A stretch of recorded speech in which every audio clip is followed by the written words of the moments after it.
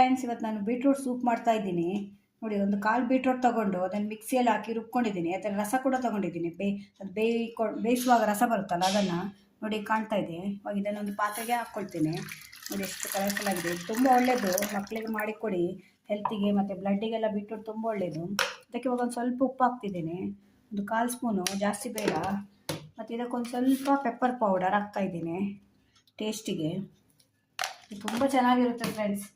ಇದನ್ನು ಒಂದು ಸ್ವಲ್ಪ ಗರಂ ಮಸಾಲೆ ಪೌಡ್ರ್ ಹಾಕ್ತಾಯಿದ್ದೀನಿ. ಮತ್ತು ಇದಕ್ಕೊಂದು ಸ್ವಲ್ಪ ಲಿಂಬೆಹಣ್ಣಿನ ರಸ ಹಾಕ್ತಾಯಿದ್ದೀನಿ. ಎಲ್ಲ ಹಾಕಿ ಚೆನ್ನಾಗಿ ಇವಾಗ ಮಿಕ್ಸ್ ಮಾಡಿ, ದೊಡ್ಡವರಿಂದ ಹಿಡಿದು ಮಕ್ಕಳವರೆಗೂ ಕುಡಿಬೋದು. ಹೆಲ್ತಿ ಇದು ತುಂಬ. ಬೆಳಗ್ಗೆ ಕೆಲವರೆಲ್ಲ ಟಿಫನ್ ಎಲ್ಲ ಸ್ಕಿಪ್ ಮಾಡ್ತಾರಲ್ಲ, ಆಗ ಈ ರೀತಿ ಸೂಪ್ ಮಾಡ್ಕೊಂಡು ಕುಡಿಬೋದು. ಈಗ ನೋಡಿ ಚೆನ್ನಾಗಿ ಮಿಕ್ಸ್ ಆಗಿದೆ.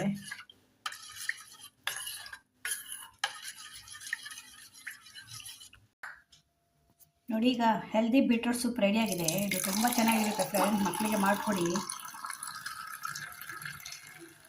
ನೋಡಿ ಹೇಗಿದೆ. ಇದ್ರ ಮೇಲೆ ನೀವು ಸ್ವಲ್ಪ ಕುಡಿಯುವಾಗ ಸ್ವಲ್ಪ ಕೊತ್ತಂಬರಿ ಸೊಪ್ಪು ಹಾಕ್ಕೊಡಿ. ಹೀಗೆ